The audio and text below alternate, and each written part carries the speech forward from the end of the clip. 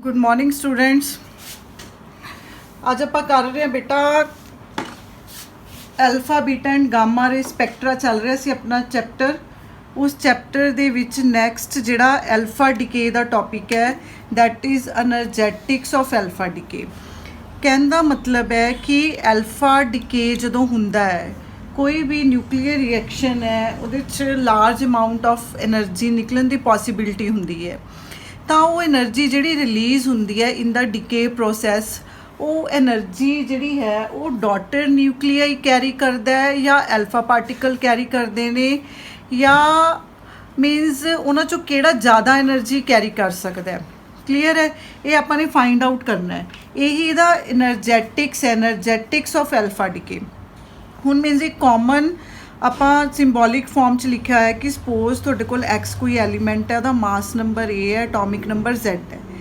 ਉਹ ਡਿਕੇ ਹੋ ਕੇ ਇੱਕ ਨਵਾਂ ਐਲੀਮੈਂਟ ਬਣ ਗਿਆ ਵਾਈ, ਕਿਉਂਕਿ ਇਹਦੇ 'ਚ ਐਲਫਾ ਪਾਰਟੀਕਲ ਰਿਲੀਜ਼ ਹੋ ਰਹੇ ਹੈ। ਕੋਈ ਵੀ ਨਿਊਕਲੀਅਰ ਰਿਐਕਸ਼ਨ ਹੈ ਉਹ ਕੰਜ਼ਰਵ ਹੋਣਾ ਚਾਹੀਦਾ ਹੈ, ਮਤਲਬ ਉਹਦਾ ਐਟੋਮਿਕ ਨੰਬਰ ਅਤੇ ਮਾਸ ਨੰਬਰ ਨੇ ਜਿਹੜੇ ਉਹ ਦੋਨੋਂ ਸਾਈਡ 'ਤੇ ਬੈਲੈਂਸ ਹੋਣੇ ਚਾਹੀਦੇ ਨੇ। ਇਹਦਾ ਮਤਲਬ ਅਗਰ ਇੱਧਰ ਆਪਣੇ ਟੂ ਪਾਰਟੀਕਲਸ ਜਾਂ 2 ਇਲੈਕਟ੍ਰॉन्स ने जिहड़े रिलीज़ हो चुके ने तो अपना एटॉमिक नंबर की हो जाएगा इधर Z-2, इधर 4 आ गया सी तो इधरों मास नंबर चो 4- हो जाऊगा। दैट मीनस कि नवा जिहड़ा प्रोडक्ट बन रहा है उहदा मास नंबर बाय 4 डिक्रीज़ हो जाएगा, एटॉमिक नंबर बाय 2 डिक्रीज़ हो जाएगा, plus large amount of energy. हुण ये जिहड़ी एनर्जी रिलीज़ हो रही है, एनर्जी कितनी रिलीज़ हो रही है? एनर्जी रिलीज़ होगी mass of reactant minus mass of products into c square according to Einstein's mass energy relation। क्योंकि ये जो कुछ मास ही है जो एनर्जी च कन्वर्ट होंदा है। एम एक्स की है mass of the parent minus M Y mass of the daughter plus M alpha C square.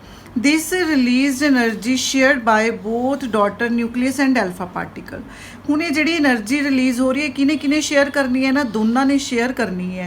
हुण कौन किन्नी शेयर करूगा यही अपना इस टॉपिक का मोटिव है।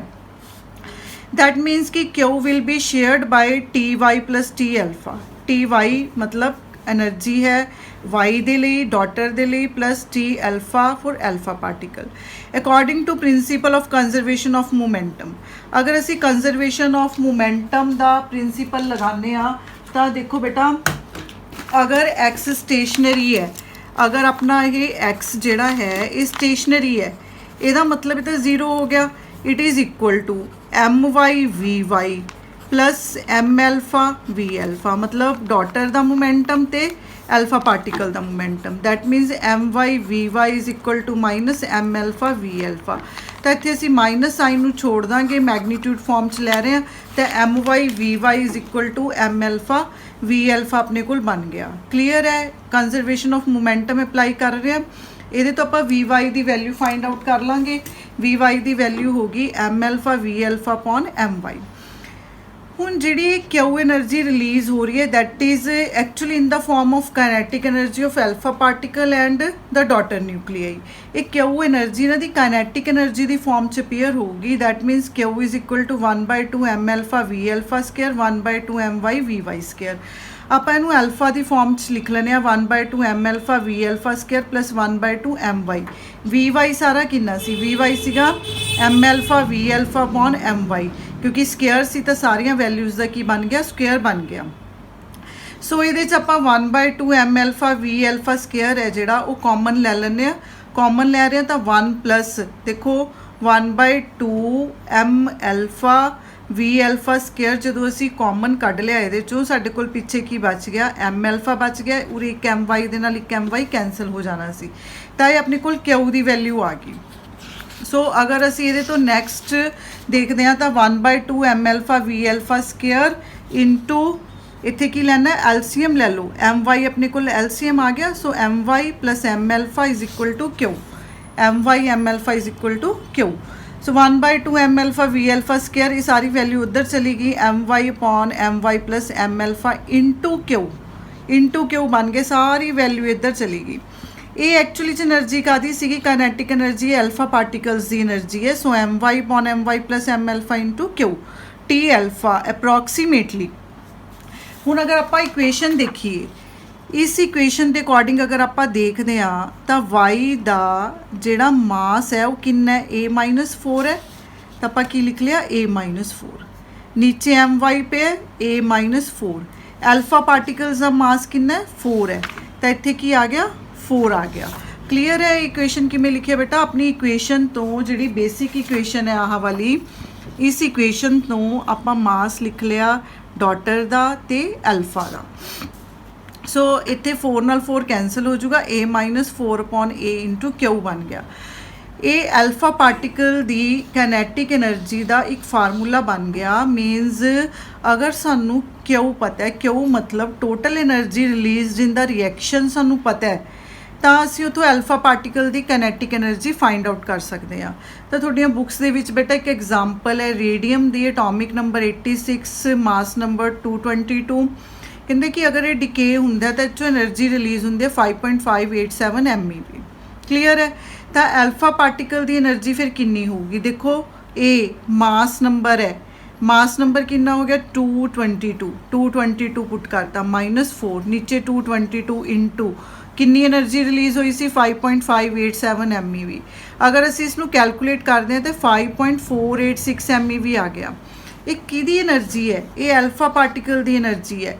देखो टोटल एनर्जी तो रिलीज़ हुई इन्नी, टोटल एनर्जी रिलीज़ हुई 5.587, वो सारी एनर्जी जो एल्फा पार्टिकल्स ने आप कितनी एनर्जी ले ली 5.486 MeV। ਇਹਦਾ मतलब ਜੇ ਤੁਸੀਂ ਇਹਨਾਂ ਵੈਲਿਊਜ਼ ਨੂੰ ਧਿਆਨ ਨਾਲ ਦੇਖੋ ਬੇਟਾ, ਇਹਦਾ मतलब ਇਹ ਹੈ ਕਿ ਮੈਕਸਿਮਮ એનર્ਜੀ ਤਾਂ ਐਲਫਾ ਪਾਰਟੀਕਲਸ ਨੇ ਹੀ ਕੈਰੀ ਕਰ ਲਈ। ਇਹਦਾ मतलब ਜਦੋਂ ਡਿਕੇ ਹੁੰਦਾ ਤਾਂ ਮੈਕਸਿਮਮ એનર્ਜੀ ਜਿਹੜੀ ਹੈ that is shared by alpha particles, most of the energy is taken by alpha particles. ਇਹੀ ਸ਼ੋ ਕਰਨਾ ਸੀਗਾ ਆਪਾਂ ਨੇ। नैक्सट आर्टिकल है nuclear potential barrier and theory of alpha decay. ये वाले आर्टिकल का की मीनिंग है, देखो न्यूक्लियस दे विच पार्टिकल्स एग्जिस्ट करते ने। न्यूक्लियस है, न्यूक्लियस चों अगर पार्टिकल्स ने बाहर निकलना है दैट मीनस कि उन्हां कोल कोई सफिशेंट एनर्जी होनी चाहिए है।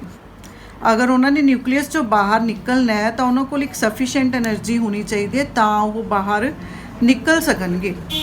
ਇਹਦਾ मतलब ਜਿਹੜਾ न्यूक्लियस है वो न्यूक्लियस एक पोटेंशियल एक बैरीयर की तरह वर्क करता है, ਜਿਹੜਾ कि पार्टिकल्स ਨੂੰ बाहर नहीं निकलन दिंदा अगर उन्होंने को सफिशेंट एनर्जी नहीं हैगी। यही प्रॉब्लम जिहड़ी है आपां नूं एल्फा डिके दे केस च आंदी है। हुण देखो एल्फा डिके का मतलब है, एल्फा डिके मीनस 2 प्रोटॉन 2 न्यूट्रॉन्स, क्योंकि ये पॉजिटिव पार्ट है, 2 प्रोटॉन ते 2 न्यूट्रॉन्स ने बाहर निकलने ग्रुप बना के। क्लीयर है।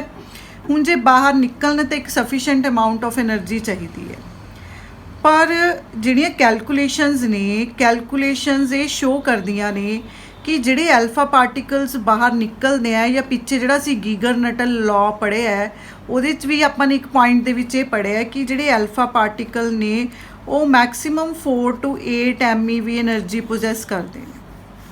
मीनस जदों भी एल्फा डिके होगा maximum energies 4 to 8 mega electron volt वो पोजैस करते हैं। पर न्यूक्लियस का जिहड़ा पोटेंशियल बैरीयर है वो अप्रॉक्सीमेटली 26 MeV है।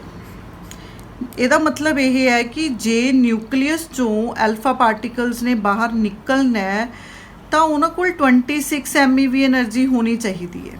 ये आप कैलकुलेट करांगे भी 26 होनी चाहिए है, पर थ्योरीज कह रही ने कि जिहड़े एल्फा पार्टिकल्स ने या गीगर नटल ला दी जिहड़ी उन्हां दी अपनियां डिस्कवरीज सीगियां उन्हां दे अकॉर्डिंग एल्फा पार्टिकल इन्नी एनर्जी पोजैस करते हैं। Then how is it possible कि जिहड़ा एल्फा पार्टिकल्स ने फिर न्यूक्लियस चों बाहर निकल जाएंगे, क्योंकि पोटेंशियल बैरीयर हैगा 26 MeV का, पर पार्टिकल्स की अपनी एनर्जी है 4 to 8 MeV। तो फिर इत्थे किस तरह ये बाहर निकल सकणगे? तो तुहानूं याद होगा बेटा तुसी क्वांटम मकैनिक्स दे विच सैकेंड ईयर च एक टनल इफैक्ट पढ़िया सी। टनल इफैक्ट जो तुसी पढ़िया सी वो टनल इफैक्ट का जिहड़ा एंड रिजल्ट आया सी उत्थे तुसी एग्जाम्पल पढ़ी सी कि एल्फा डिके दी। ਵੀ ਹਾਲਾਂਕਿ ਐਲਫਾ ਪਾਰਟੀਕਲਸ ਘੱਟ એનર્ਜੀ ਪੋਜੈਸ ਕਰਦੇ ਨੇ, ਫਿਰ ਵੀ ਉਹ ਨਿਊਕਲੀਅਸ ਚੋਂ ਬਾਹਰ ਨਿਕਲ ਜਾਂਦੇ ਨੇ। ਉਹ ਤਾਂ ਨਿਕਲਣਗੇ ਜੇ ਤੁਸੀਂ ਐਲਫਾ ਪਾਰਟੀਕਲਸ ਨੂੰ ਕੁਆਂਟਮ ਮਕੈਨੀਕਲੀ ਟਰੀਟ ਕਰੋਗੇ, ਮਤਲਬ ਤੁਸੀਂ ਉਹਨੂੰ ਕੁਆਂਟਮ ਪੁਆਇੰਟ ਆਫ ਵਿਊ ਨਾਲ ਦੇਖੋਗੇ। ਹੁਣ ਕੁਆਂਟਮ ਪੁਆਇੰਟ ਆਫ ਵਿਊ ਕੀ ਹੈ? ਕੁਆਂਟਮ ਪੁਆਇੰਟ ਆਫ ਵਿਊ ਹੈ ਕਿ ਤੁਸੀਂ ਪਾਰਟੀਕਲ ਨੂੰ ਵੇਵ ਦੀ ਫਾਰਮ 'ਚ ਕੰਸੀਡਰ ਕਰ ਲਓ, ਕਿਉਂਕਿ ਕੁਆਂਟਮ ਮਕੈਨਿਕਸ ਆਪਾਂ ਓਪੋਜ਼ਿਟ ਪੜ੍ਹਦੇ ਆ ਨਾ ਕਿ ਜਿਹੜੇ ਪਾਰਟੀਕਲਸ ਹੁੰਦੇ ਉਹਨਾਂ ਦੀ ਵੇਵ ਨੇਚਰ ਹੁੰਦੀ ਹੈ, ਵੇਵ ਦੀ ਆਪਾਂ ਪਾਰਟੀਕਲ ਨੇਚਰ ਕੰਸੀਡਰ ਕਰਦੇ ਆ। ਤਾਂ ਕੁਆਂਟਮ ਮਕੈਨਿਕਲੀ ਅਗਰ ਐਲਫਾ ਪਾਰਟੀਕਲਸ ਦੀ ਵੇਵ ਨੇਚਰ ਹੈ ਤਾਂ ਉਹਦਾ ਕੋਈ ਨਾ ਕੋਈ ਵੇਵ ਫੰਕਸ਼ਨ ਵੀ ਹੋਊਗਾ, ਤੇ ਉਹ ਵੇਵ ਫੰਕਸ਼ਨ ਜਿਹੜਾ ਹੈ ਕਹਿੰਦੇ ਕਿ ਉਹ ਵੇਵ ਫੰਕਸ਼ਨ ਔਸੀਲੇਟਰੀ ਹੋਊਗਾ। ਜਦੋਂ ਵੇਵ ਫੰਕਸ਼ਨ ਔਸੀਲੇਟਰੀ ਹੋਊਗਾ ਤਾਂ ਉੱਥੇ ਸਰਟਨ ਪ੍ਰੋਬੇਬਿਲਿਟੀ, ਚਾਹੇ ਉਹ ਬਹੁਤ ਘੱਟ ਪ੍ਰੋਬੇਬਿਲਿਟੀ ਹੋਊਗੀ, per their is certain probability, ਜਿਹੜਾ ਕਿ ਅਸੀਂ ਇੱਕ ਫੁੱਲ ਫਲੈਜ ਡੈਰੀਵੇਸ਼ਨ ਦੇ ਥਰੂ ਪ੍ਰੂਵ ਕੀਤਾ ਸੀ ਐਂਡ ਰਿਜ਼ਲਟ, ਕਿ ਉੱਥੇ ਪ੍ਰੋਬੇਬਿਲਿਟੀ ਆ ਰਹੀ ਸੀ ਕਿ ਐਲਫਾ ਪਾਰਟੀਕਲਸ ਨੇ ਜਿਹੜੇ, ਅਗਰ ਤੁਸੀਂ ਉਹਨਾਂ ਨੂੰ ਕੁਆਂਟਮ ਮਕੈਨੀਕਲੀ ਮਤਲਬ ਤੁਸੀਂ ਉਹਨਾਂ ਨੂੰ ਵੇਵ ਦੀ ਤਰ੍ਹਾਂ ਕੰਸੀਡਰ ਕਰੋਗੇ ਤਾਂ ਉੱਥੇ ਪੋਸੀਬਿਲਿਟੀ ਹੈ ਕਿ ਉਹ ਬਾਹਰ ਨਿਕਲ ਜਾਣ।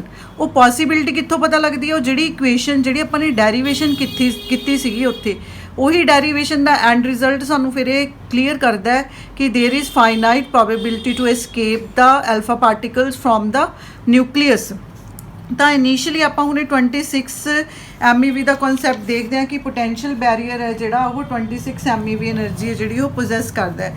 ਇੱਥੇ ਦੇਖੋ ਬੇਟਾ ਦੋ ਡਾਇਗਰਾਮਸ ਬਣਾਈਆਂ ਹੋਈਆਂ ਮੈਂ, ਇੱਕ ਡਾਇਗਰਾਮ A ਹੈ, ਇੱਕ ਡਾਇਗਰਾਮ B ਹੈ। ਹੁਣ ਦੇਖੋ ਜਿਹੜੀ ਡਾਇਗਰਾਮ A ਹੈ ਇਹ ਕਲਾਸੀਕਲੀ ਮਤਲਬ ਉਹਦੀ ਫਾਰਮ ਹੈ ਜਿਹੜੀ ਕਿ ਐਲਫਾ ਡਿਕੇ ਨਹੀਂ ਹੋ ਸਕਦਾ ਉਹਨੂੰ ਸ਼ੋ ਕਰਦਾ ਹੈ। ਦੇਖੋ ਜਦੋਂ ਤੱਕ ਐਲਫਾ ਪਾਰਟੀਕਲਸ ਨੇ ਜਿਹੜੇ ਉਹ ਨਿਊਕਲੀਅਸ ਦੇ ਅੰਦਰ ਨੇ, ਐਲਫਾ ਪਾਰਟੀਕਲਸ ਜਦੋਂ ਤੱਕ ਨਿਊਕਲੀਅਸ ਦੇ ਅੰਦਰ ਨੇ ਉਦੋਂ ਤੱਕ ਉਹਨਾਂ 'ਚ ਕਿਹੜੀਆਂ ਫੋਰਸਿਸ ਲੱਗ ਰਹੀਆਂ ਨੇ? ਨਿਊਕਲੀਅਰ ਫੋਰਸਿਸ, ਜਿਹਦੇ ਕਰਕੇ ਉਹ ਬਾਉਂਡ ਨੇ। ਠੀਕ ਹੈ ਜੀ, ਇਹ ਨਿਊਕਲੀਅਰ ਫੋਰਸਿਸ ਨੇ ਜਿਹੜੀਆਂ ਇਹਨਾਂ ਨੂੰ ਬਾਈਂਡ ਕਰਕੇ ਰੱਖ ਰਹੀਆਂ ਨੇ। ਔਰ ਇਹ ਕੀ ਨੇ? ਇਹ ਅਟਰੈਕਟਿਵ ਫੋਰਸਿਸ ਨੇ, ਤਾਂ ਹੀ ਬਾਈਂਡ ਹੈ ਸਿਸਟਮ। ਅਟਰੈਕਟਿਵ ਫੋਰਸਿਸ ਨੇ। ਅਟਰੈਕਟਿਵ ਫੋਰਸਿਸ ਦੇ ਕੇਸ 'ਚ ਬੇਟਾ ਜਿਹੜੀ એનર્ਜੀ ਹੁੰਦੀ ਹੈ ਉਹ ਨੈਗੇਟਿਵ ਹੁੰਦੀ ਹੈ, ਪੋਟੈਂਸ਼ੀਅਲ એનર્ਜੀ ਨੈਗੇਟਿਵ ਹੁੰਦੀ ਹੈ। ਤਾਂ ਦੇਖੋ ਇਹ ਡਾਇਗਰਾਮਸ ਦੇ ਵਿੱਚ ਇੱਥੇ ਤੱਕ ਇਹ ਨਿਊਕਲੀਅਸ ਦਾ ਰੇਡੀਅਸ ਹੈ, ਇਸ ਪੁਆਇੰਟ ਤੱਕ ਇਹ ਨਿਊਕਲੀਅਸ ਹੈ, ਇੱਥੇ ਤੱਕ ਨਿਊਕਲੀਅਸ ਦਾ ਰੇਡੀਅਸ ਸ਼ੋ ਕੀਤਾ ਹੋਇਆ ਹੈ। એનર્ਜੀ ਐਲਫਾ ਪਾਰਟੀਕਲ ਦੀ ਕੀ ਹੈ? ਨੈਗੇਟਿਵ ਹੈ। ਤੇ ਐਲਫਾ ਪਾਰਟੀਕਲਸ ਨੇ ਜਿਹੜੇ ਉਹ ਐਸਕੇਪ ਨਹੀਂ ਹੋ ਸਕਦੇ ਕਲਾਸੀਕਲੀ। ਕਿਉਂ? ਕਿਉਂਕਿ ਉਹਨਾਂ ਦੀ ਕਾਈਨੈਟਿਕ એનર્ਜੀ ਜਿਹੜੀ ਹੈ ਉਹ ਘੱਟ ਹੈ। ਮੈਂ ਪੋਟੈਂਸ਼ੀਅਲ એનર્ਜੀ ਦੀ ਗੱਲ ਕਰ ਰਹੀ ਹਾਂ ਬੇਟਾ, ਪੋਟੈਂਸ਼ੀਅਲ એનર્ਜੀ ਨੈਗੇਟਿਵ ਹੈ। ਠੀਕ ਹੈ, ਜਦੋਂ ਤੱਕ ਉਹ ਇਨਸਾਈਡ ਨੇ। ਉਹਦਾ ਰੀਜ਼ਨ ਕੀ ਹੈ? ਕਿਉਂਕਿ ਅਟਰੈਕਟਿਵ ਫੋਰਸਿਸ ਲੱਗ ਰਹੀਆਂ ਨੇ। ਕਲੀਅਰ ਹੈ? ਆ ਪਾਰਟੀਕਲਸ ਦੀ ਕਾਈਨੈਟਿਕ એનર્ਜੀ ਦਾ ਪੁਆਇੰਟ ਸ਼ੋ ਕੀਤਾ ਹੋਇਆ ਹੈ ਕਿ ਪਾਰਟੀਕਲ ਦੀ ਕਾਈਨੈਟਿਕ એનર્ਜੀ ਘੱਟ ਹੈ। ਆ ਸਾਰੀ ਪੋਟੈਂਸ਼ੀਅਲ ਬੈਰੀਅਰ ਦੀ ਹਾਈਟ ਹੈ। ਕਲੀਅਰ ਹੈ? ਹੁਣ ਉਸ ਤੋਂ ਬਾਅਦ ਜਦੋਂ ਨਿਊਕਲੀਅਸ ਨੇ ਡਿਕੇ ਹੋਣਾ ਹੈ, ਡਿਕੇ ਹੋਣ ਦਾ ਮਤਲਬ ਹੈ ਕਿ ਨਿਊਕਲੀਅਸ ਚੋਂ ਜਿਹੜੇ ਐਲਫਾ ਪਾਰਟੀਕਲਸ ਨੇ, ਜਾਂ ਆਪਾਂ ਕਹਿ ਰਹੇ ਹਾਂ Alpha particle basically positive part of the helium nucleus, ਮਤਲਬ ਕਿ ਪ੍ਰੋਟੋਨ ਤੇ ਨਿਊਟਰੋਨ ਦੇ ਗਰੁੱਪ ਨੇ ਜਦੋਂ ਬਾਹਰ ਨਿਕਲਣਾ, ਬਾਹਰ ਜਦੋਂ ਉਹ ਨਿਕਲੂਗਾ ਤਾਂ ਪਿੱਛੇ ਜਿਹੜਾ ਨਿਊਕਲੀਅਸ ਬਚ ਗਿਆ ਉਹ ਵੀ ਪੋਜ਼ਿਟਿਵ, ਕਿਉਂਕਿ ਉਹ 'ਚੋਂ ਕੁਝ ਨਿਕਲ ਗਿਆ, ਉਹ ਪੋਜ਼ਿਟਿਵ। ਤੇ ਐਲਫਾ ਪਾਰਟੀਕਲ ਆਪ ਕੀ ਨੇ? ਪੋਜ਼ਿਟਿਵ ਨੇ। ਇਹਦਾ ਮਤਲਬ ਜਿਹੜਾ ਪਿੱਛੇ ਨਿਊਕਲੀਅਸ ਰਹਿ ਗਿਆ ਉਹ ਵੀ ਪੋਜ਼ਿਟਿਵ, ਐਲਫਾ ਪਾਰਟੀਕਲ ਵੀ ਪੋਜ਼ਿਟਿਵ। ਤੇ ਇਹਨਾਂ ਦੋਨਾਂ ਦੇ ਵਿੱਚ ਕੀ ਹੋ ਜਾਊਗਾ? ਰਿਪਲਸ਼ਨ ਹੋਣੀ ਸ਼ੁਰੂ ਹੋ ਜਾਊਗੀ। ਇਨ ਦੈਟ ਕੇਸ ਰਿਪਲਸ਼ਨ ਹੋਣੀ ਸ਼ੁਰੂ ਹੋ ਜਾਊਗੀ। ਕਲੀਅਰ ਹੈ? ਹੁਣ ਇਹ ਰਿਪਲਸ਼ਨ ਦੇ ਕੇਸ 'ਚ ਜਿਹੜੀ એનર્ਜੀ ਉਹ ਕਿਸ ਤਰ੍ਹਾਂ ਵੇਰੀ ਕਰੂਗੀ? ਹੁਣ ਦੇਖੋ ਪੋਟੈਂਸ਼ੀਅਲ એનર્ਜੀ ਦਾ ਜਿਹੜਾ ਫਾਰਮੂਲਾ ਹੁੰਦਾ ਉਹ ਹੁੰਦਾ 1/4πε0। ਨਿਊਕਲੀਅਸ ਤੇ ਚਾਰਜ ਕਿੰਨਾ ਹੈ ਤੇ ਐਲਫਾ ਪਾਰਟੀਕਲ ਤੇ ਚਾਰਜ ਕਿੰਨਾ ਹੈ ਅਪੋਨ ਡਿਸਟੈਂਸ। ਹੁਣ ਜਦੋਂ ਐਲਫਾ ਪਾਰਟੀਕਲ ਨੇ ਨਿਊਕਲੀਅਸ ਤੋਂ ਬਾਹਰ ਨਿਕਲਣਾ ਹੈ, ਜਦੋਂ ਉਹ ਨਿਊਕਲੀਅਸ ਦੇ ਸਰਫੇਸ ਤੇ ਪਏ ਨੇ, ਆਹ ਸਰਫੇਸ ਤੇ ਪਏ ਨੇ, ਇੱਥੇ ਜਿਹੜੀ એનર્ਜੀ ਹੈ ਇਹਨਾਂ ਦੀ ਆਹ ਵਾਲੀ ਹੋਊਗੀ ਅਕੋਰਡਿੰਗ ਟੂ ਦਿਸ ਰਿਲੇਸ਼ਨ। ਪਰ ਆਰ ਜਿਹੜਾ ਹੈ ਇਨਵਰਸਲੀ ਪ੍ਰਪੋਰਸ਼ਨਲ ਪਿਆ એનર્ਜੀ ਦੇ। ਇਹਦਾ ਮਤਲਬ ਜਿਵੇਂ ਜਿਵੇਂ ਆਰ ਵਧੂਗਾ એનર્ਜੀ ਜਿਹੜੀ ਹੈ ਉਹ ਡਿਕਰੀਜ਼ ਹੁੰਦੀ ਜਾਊਗੀ।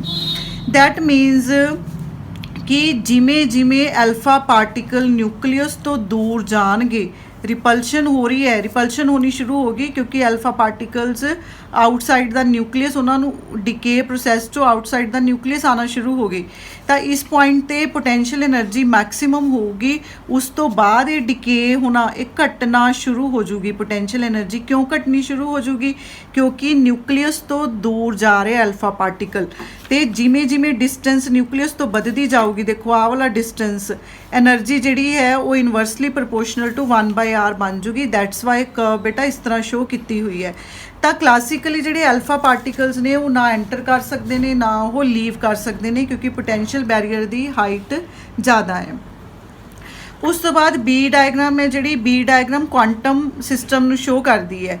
क्वांटम सिस्टम का मतलब है कि पार्टिकल नूं हुण तुसीं एज अ वेव देखोगे, in the nucleus it behave like a wave, oscillatory nature नूं शो करता है। फिर उस तो बाद ये आ कुछ पॉइंट के लिए जदों तक ये इफैक्ट तो बाहर जाता है ये नॉन ऑसीलेटरी हो जाता है। उस तो बाद जो ये कंप्लीटली ये इफैक्ट तो बाहर आ गया ने फिर ऑसीलेटरी हो जाना है। मतलब जो तुम उन्होंने वेव फंक्शन की तरह ट्रीट करोगे तो उत्थे प्रोबेबिलिटी है बाहर निकलन की, प्रोबेबिलिटी आपां नूं पता लगती है बेटा फुल फ्लैज एक डेरीवेशन है जिन्हों आपां गैमोस थ्योरी बोलते हैं। वो गैमोस थ्योरी जिहड़ी है वो तुसी अपने आप करोगे, वो सेम डेरीवेशन है जो असी सैकेंड ईयर क्वांटम च पढ़ चुके हैं, वो थोड़ी इस बुक च भी है बट बुक चो तुसी बेटा वो अपने आप करोगे वो डेरीवेशन, ठीक है। और ये नैक्सट की है, आपां ने पोटेंशियल एनर्जी कैलकुलेट करनी सी कि जिहड़ी पोटेंशियल एनर्जी है 26 MeV किस तरह आती है, ठीक है। वो एक पर्टिकुलर केस च आऊगी, एक पर्टिकुलर एग्जाम्पल लैके। पहला फार्मूला देखो 1/4πε0 charge on nucleus charge on alpha particle upon distance. हूँ न्यूक्लियस ते चार्ज कितना है, क्योंकि न्यूक्लियस चो 2 अल्फा पार्टिकल बाहर निकल गए, तो न्यूक्लियस ते चार्ज कितना रह गया, Z-2e रह गया।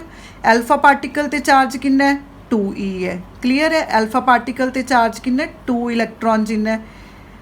और न्यूक्लियस ते कितना है, क्योंकि वो 2 निकल चुके हैं तो सानू 2 माइनस करने पैणगे अपॉन r, 2Z-2e² 4πε0 r।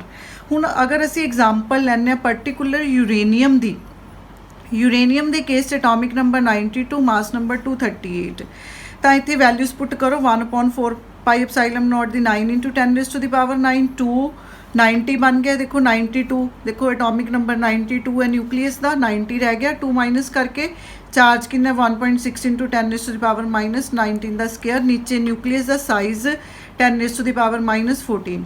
ये तो कैलकुलेशन नाल वैल्यू आती है बेटा 25.9 MeV। ਇਹਦਾ मतलब अगर अल्फा पार्टिकल ने यूरेनियम के न्यूक्लियस चो बाहर निकलने तो 26 MeV एनर्जी इनू पोजैस करनी पऊगी, बट एक्चुअली इस तरह नहीं है। तो क्वांटम एक्सप्लेनेशन भी बेटा तुहानूं मैं दे चुकी हाँ, क्लासिकल दसता। उस तो बाद आ गई अपने कोल गैमोस थ्योरी। गैमोस थ्योरी तुसी करनी है अपनी बुक चों, अपनी बुक देखो बेटा, gamos theory of alpha decay, ठीक है। बहुत इंपॉर्टेंट आर्टिकल है ये सारा एज इट इज़ तुसी अपनी बुक चो देखना है। और इहदा एंड रिजल्ट है जिहड़ा, एंड रिजल्ट आपां नूं प्रोबेबिलिटी दिंदा है कि अल्फा पार्टिकल की फाइनाइट प्रोबेबिलिटी है न्यूक्लियस चों एस्केप होने की। सो इत्थे बेटा मैं टॉपिक ख़त्म कर रही हाँ। अपना अल्फा डिके का सिर्फ एक टॉपिक रह गया, दैट इज़ अल्फा स्पैक्ट्रा। वो मैं थोनों नैक्सट टाइम करवाऊँगी, क्योंकि थोड़ा जा भी उहदे च भी कुछ पॉइंट्स ने थोनों दसन वाले। क्लीयर है? So thanks a lot.